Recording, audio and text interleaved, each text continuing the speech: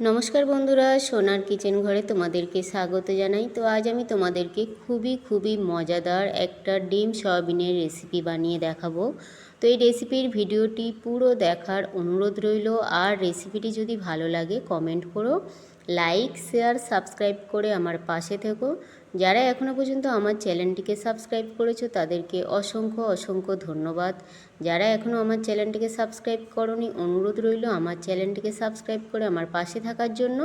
যারা আমার Facebook page থেকে দেখছো তাদের কাছে অনুরোধ রইল ফেসবুক পেজটা একটা লাইক দিয়ে একটু ফলো করে দেওয়ার জন্য। তো রেসিপিটি বানানোর জন্য এখানে দেখো আমি ডিম, সয়াবিন আর আলু নিয়েছি। সয়াবিনটাকে আমি একটু জলে ভিজিয়ে রেখেছি, ডিমটাকে আমি সিদ্ধ করে নিয়েছি আর আলুটাকে আমি এইভাবে কেটে নিয়েছি। এবারে দেখো গ্যাসের মধ্যে আমি একটা কড়াই বসিয়ে দিলাম। ওই কড়াইতে আমি একটু সর্ষের তেল দিয়ে দিলাম।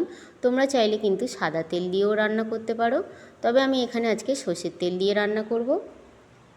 সর্ষের তেলটা খুব ভালো করে গরম করে নেব।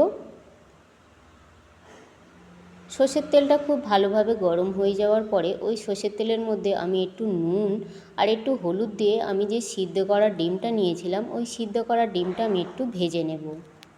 তো এখানে দেখো নুন আর হলুদটা দেওয়ার পরে আমি সিদ্ধ করা ডিমটা দিয়ে দিলাম। সিদ্ধ করা ডিমটা দিয়ে আমি একটু উল্টে পাল্টে খুব ভালো করে সিদ্ধ করা ডিমটা ভেজে নেব। তো এখানে দেখো সিদ্ধ করা ডিমটা কিন্তু আমি উল্টে পাল্টে খুব ভালো করে ভেজে নিয়েছি। ভেজে নেওয়ার পরে এবারে ডিমগুলোকে আমি উঠিয়ে নেব। তো এখানে দেখো ডিমগুলোকে আমি উঠিয়ে নিলাম। ডিমগুলো উঠিয়ে নেওয়ার পরে ওই ডিম ভাজা তেলের মধ্যে আমি যে আলুটা নিয়েছিলাম ওই আলুটা আমি একটু ভেজে নেব। তো আলুটা এইভাবে দেখো আমি একটু নাড়াচাড়া করে নিলাম। নিয়ে এইভাবে কিন্তু আলুটা একটু কিছুক্ষণ আমি ভেজে নেব। তো আলুটা আমার এখানে কিছুক্ষণ ভাজা হয়ে যাওয়ার পরে এবারে এই আলুর মধ্যে আমি আগে দিয়ে যে ভিজিয়ে রেখেছিলাম সয়াবিন বড়িটা, আমি ওই সয়াবিন বড়িটা দিয়ে দিলাম। দিয়ে এবারে এই আলুর সঙ্গে আমি সয়াবিন বড়িটাকেও একটু আমি ভেজে নেব। তবে তোমরা চাইলে কিন্তু সয়াবিন বড়িটাকে সিদ্ধ করে নিয়েও রান্না করতে পারো। আজ আমি সিদ্ধ করব না, আজ আমি এইভাবে ভেজে নিয়ে সয়াবিন বড়িটাকে রান্না করব। তো এখানে দেখো সয়াবিন বড়ি আর আলুটা ভাজা হয়ে গেছে। এবার সয়াবিন বড়ি আর আলুটাকে আমি তুলে নিলাম।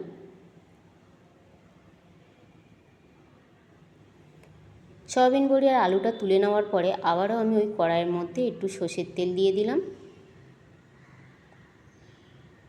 সর্ষের তেলটা খুব গরম হয়ে যাওয়ার পরে ওই সর্ষের তেলের মধ্যে আমি একটা তেজপাতা 2 টুকরো করে দিয়ে দিলাম।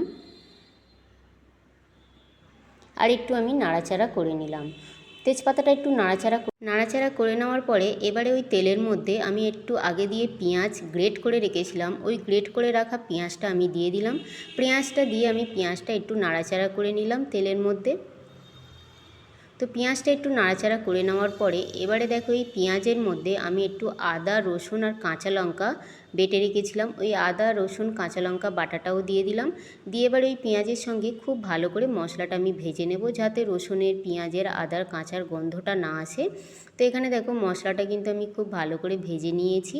এখানে কিন্তু রসুন, পেঁয়াজের কাঁচা গন্ধটা চলে গেছে। এবারে এই রসুন, পেঁয়াজ, আদার মধ্যে আমি একটু আগে দিয়ে টমেটো ছোটো ছোটো করে কেটে রেখেছিলাম, ওই কাটা টমেটোটা দিয়ে দিলাম। কাটা টমেটোটা দিয়ে আবারও আমি খুব ভালো করে নাড়াচাড়া করে নেব। তো এখানে দেখো কাটা টমেটো দিয়ে খুব ভালো করে আমি নাড়াচাড়া করে নিয়েছি আর টমেটোটা কিন্তু একদম গলে গলে গেছে। দিয়ে আবারও আমি একটু নাড়াচাড়া করে নিলাম। এবারে এই মশলার মধ্যে আমি কিছু শুকনো মশলা দেব।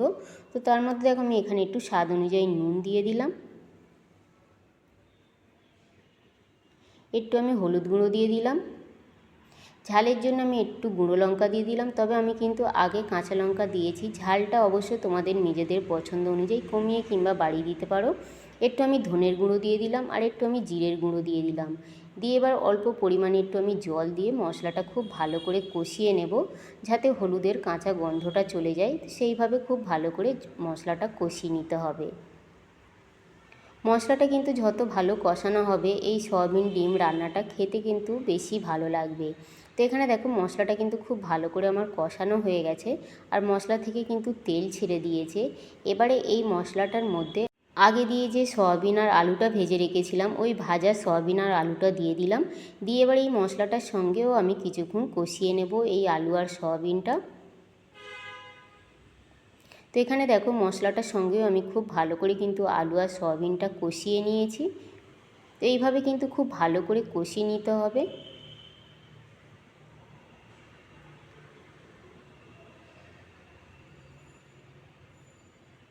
তো এখানে খুব ভালোভাবে এবার আলু আর সয়াবিনটা কষানো হয়ে যাওয়ার পরে এবার আমি পরিমাণ মতন জল দিয়ে দেব। তবে খুব বেশি ঝোল ঝোল কিন্তু ভালো লাগে না এই আলু সয়াবিন ডিমের রান্নাটা। আর এখানে আমি জলটা কিন্তু উষ্ণ গরম জল ব্যবহার করেছি। জলটা দেওয়ার পরে দেখো আমি কিন্তু খুব বেশি জল দিইনি, যেহেতু সব কিছু ভাজা আছে যার জন্য কিন্তু বেশি জল প্রয়োজন পড়বে না। আর এখানে কিন্তু খুব ভালোভাবে ফুটে গেছে ঝোলটা।